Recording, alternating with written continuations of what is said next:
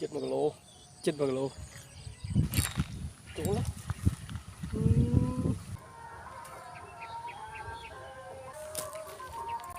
Em không rồi không à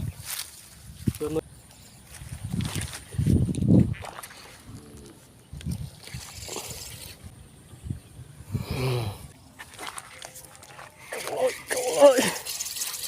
dạ ồ số đây một con là tập hợp là một bậc thom mà lấy chỉnh là tập hợp lại buồn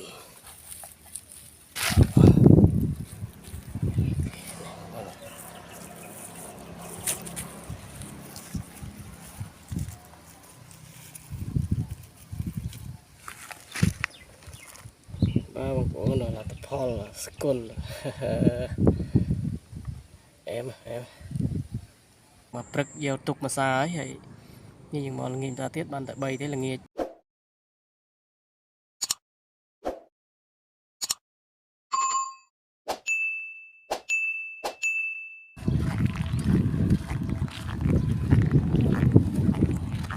cho sáng hò hò anh hò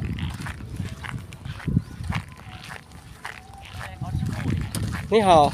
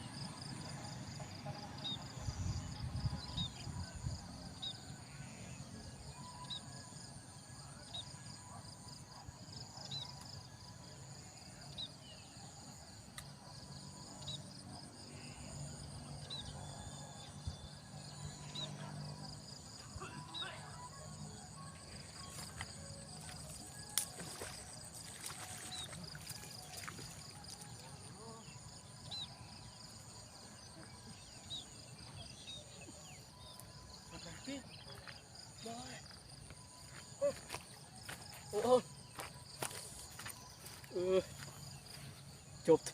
chụp một mầm tinh một đợt lưới cốc lục bay là mồm chết một lô em bằng con ơi này chỗ này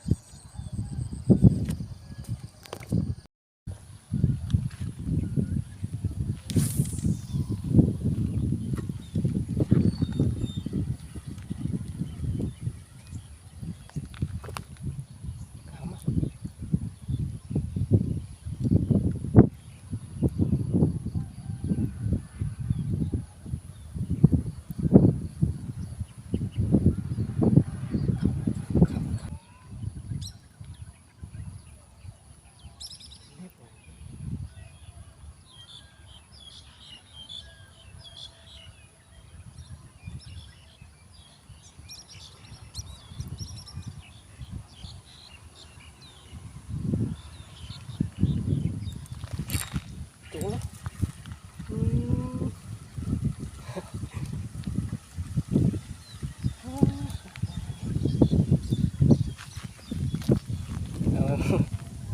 Vẫn mình chừng chụp đặt vào nữa em phải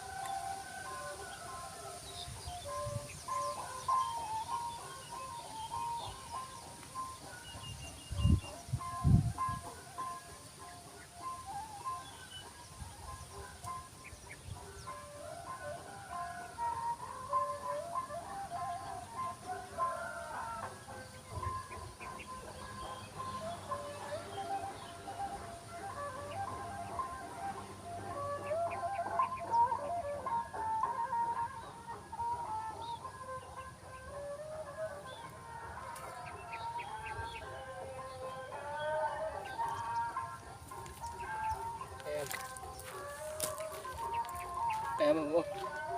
cho cái phim em trai tí buồn mọi người trai tí buồn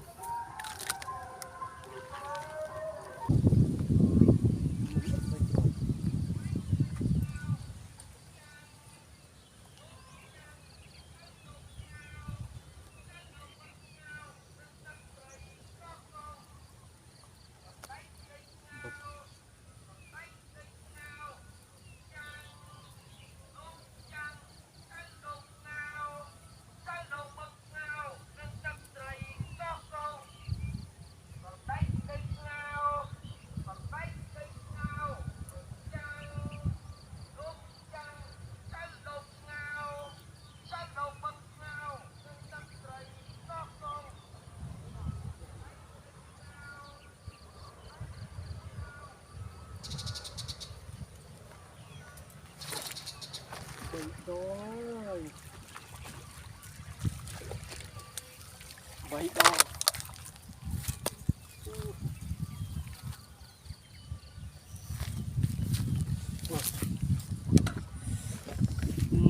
không à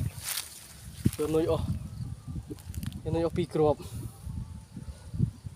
pi crop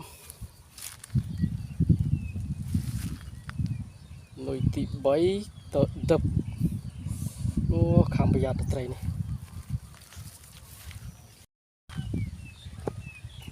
số số đây mua nó kia mà nhắm bài cho các nhóm lâu sầm ra bàn tích chân một bài chân heo bài mua rồi heo bài bàn cùng mùi của bà đây là hot đó nhắm bài chân luôn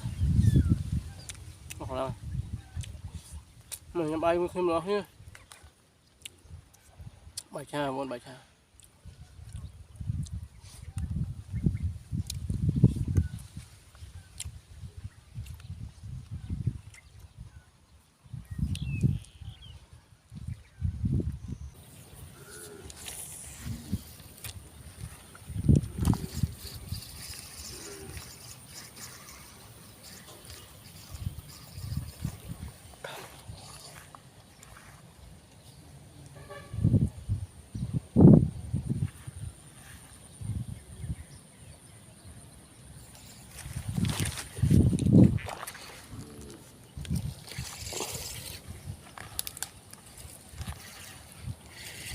chỗ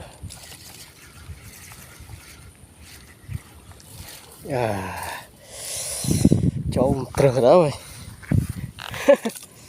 trơ chỗ sụt po là fly em không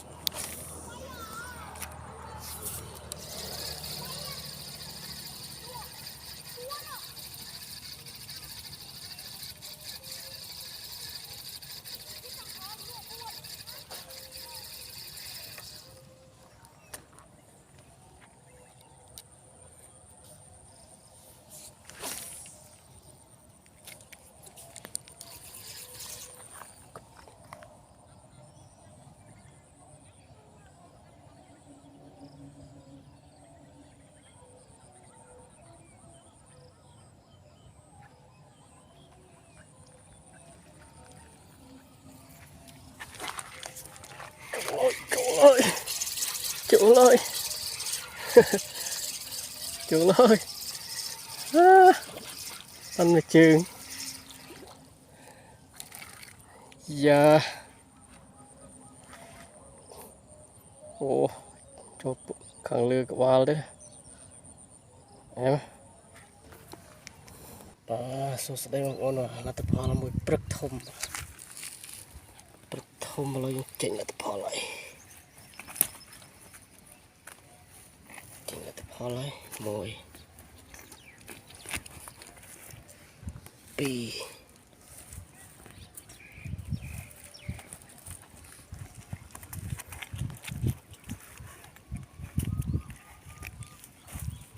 3 4 5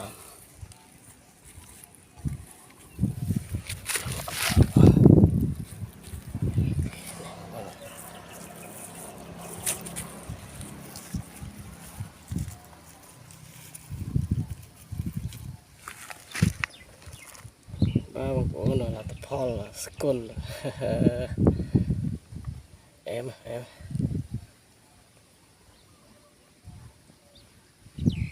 một trăm quả của nó prực trăm quả té nó tàu trên kia nó cho lô đó nó nhưng mà prực gieo tục mà xa ấy như những món nghìn ta tiết ban tại bầy thế là nghe ba con đúng không này